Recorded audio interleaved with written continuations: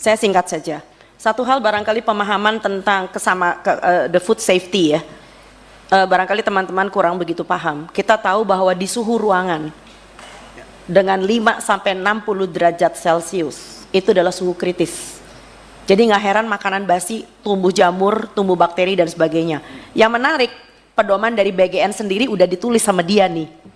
Kunci keamanan pangan. Nomor 1, jagalah pangan pada suhu aman. Mana yang aman? Kalau suhunya udah antara 5 sampai 60 derajat. Itu sebabnya kalau kita pesta makan dengan prasmanan di skal gitu, di bawahnya ada pemanas, bukan supaya makanannya enak dan anget, tapi supaya ini menghindari bakterinya tumbuh. So pastikan bahwa makanan yang dibagi itu tidak masuk ke suhu 60 derajat ke bawah. Nah pikirin, cara satu-satunya adalah barangkali geser SPPG-nya ke kantin sekolah. Itu pertama. Kedua, ini menarik. Pelibatan siapa saja. Tolong libatin Persagi dong. Kita punya Persatuan Ahli Gizi. Nah yang menarik Bapak Ibu, barangkali ini pemahaman juga buat Anda, punten, izin. Ahli Gizi Indonesia tuh banyak sekali reno-renone. Nek wong Jawa ngerti reno-renone apa? Jadi ada namanya ahli gizi yang berasal dari teknologi pangan. Kalau ahli gizi dari Tekpang, wah nggak heran dibelain itu semua kemasan karena yang penting hitungan kalori. Mereka adalah penghamba UPF. Nah, libatkan juga TPG, tenaga pelaksana gizi. Mereka adalah orang yang paling tahu di lapangan, ya, kader. Nah, kenapa kelihatannya kader Posyandu TPG nggak dilibatkan? Karena BGN udah tahu pasti bakal dikuyok-kuyok. Karena apa? Iki panganan opo iki? Ya kan? Lowong susu isinya susu isinya gula tok itu ya. Pasti dikuyok-kuyok. Ya jelas mereka nggak dilibatkan daripada merugikan, ya kan? Kontraproduktif. Nah, bicara tadi Bu Neti mengatakan list SPPG yang bagus dan tidak bagus. Bu, sulit Bu karena mereka tidak terbuka. Kita jangan tahu. Nah, yang saya tahu yang bagus Anda boleh follow ya. Itu yang namanya SPPG Bener Purworejo. Bener Purworejo tuh oke banget karena ya dia suka nanya sama saya. Tapi mereka juga kejebak akhirnya. Kenapa? Karena ketika di menu kering mereka kejebak dengan Promina. Mereka kejebak dengan susu ibu hamil. Sampai ada warga yang nanya ke saya, "Dok, saya punya satu lemari loh. Karena saya kalau minum susu ibu hamil kayak muntah." Itu kalau dihitung tuh berapa juta itu. Nah, yang menarik adalah selalu pertanyaan Bapak Presiden kepada Pak BGN, Kepala BGN adalah, udah berapa banyak dapurnya? Udah berapa banyak orang yang terima? Dia nggak tahu bahwa yang terima itu ada juga yang kejet-kejet gitu loh ya. Nah, berikutnya lagi adalah kita harus merevisi panduan. Kalau panduan BGN masih tertulis ada makanan kering, ada susu formula lanjutan, yang nggak heran SPPG menyediakan itu. Ya, sampai ada ketua tim menggerak PKK, salah satu ibu camat dan ibu bupati yang kenal baik sama saya, itu mengatakan, "Dok gimana dok, saya ibu bupati, tapi kalau aku nggak ngikutin, aku dikuyok-kuyok nanti ini." Karena panduan BGN kayak gitu, lah panduannya mesti direvisi. Nah, bicara tentang pentahelix, untuk mengungkit, untuk mengubah cermin malnutrisi di Indonesia, kita kenal yang namanya pemerintah, kita kenal yang namanya masyarakat, kita kenal yang namanya media, kita kenal yang namanya akademisi dan pakar. Akademisi nggak didengar Pak, masuk kuping kiri keluar kuping kanan, kalian aja nggak didengar kan sebagai perwakilan rakyat. Nah yang kelima, pelaku usaha. Wah iki gonge gitu. Nah si pelaku usaha sebetulnya bisa kita libatkan, jangan salah. Saya main sama pelaku usaha, tapi tolong BGN atau MBG jangan dijadikan etalase jualannya dia.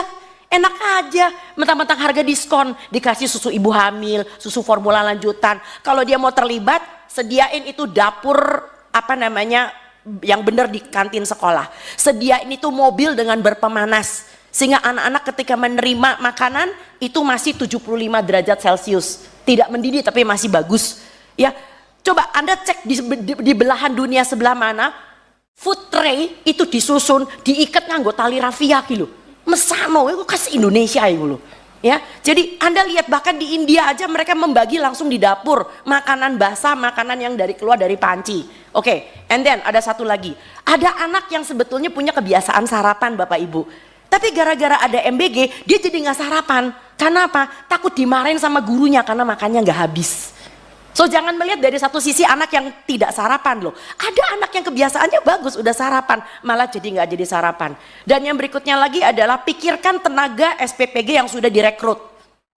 Ya kita juga nggak mau melakukan moratorium karena mereka adalah orang-orang yang udah senang dengan gaji 1,8 juta kayak kemarin tuh ada yang keluar di TikTok ya, wih gaji gue bagus, sementara di tempat itu guru cuma 300.000 honornya per bulan.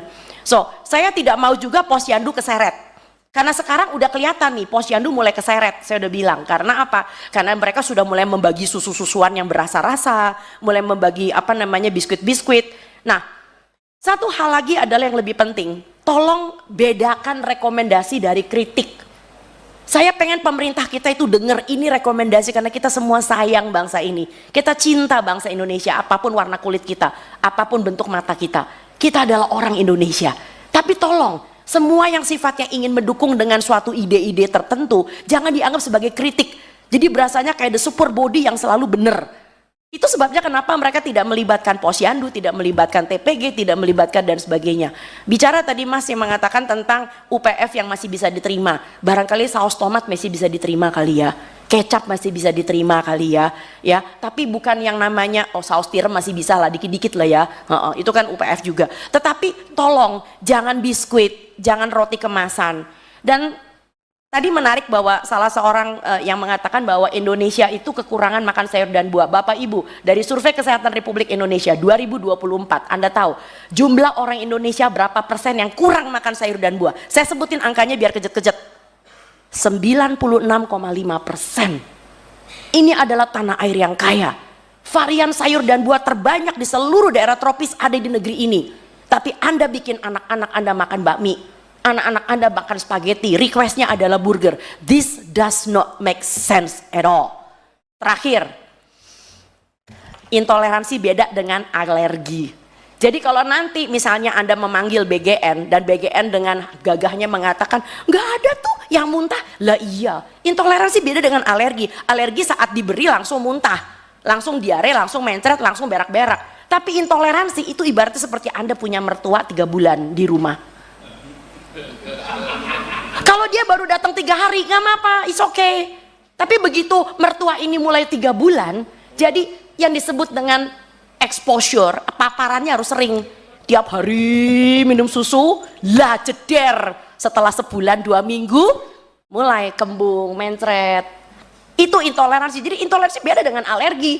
Jadi saya sakit hati kalau ada orang mengatakan itu dasar norak aja nggak biasa makan enak. Bukan nggak bisa makan enak karena diintoleransi. Dokter kan juga nggak bisa makan tiramisu. Barangkali itu aja. Kami di sini semuanya dengan senang hati ingin membantu. Karena kita adalah bagian dari rakyat Indonesia. Undanglah kami nggak dibayar, kami juga mau kok. Tenang aja.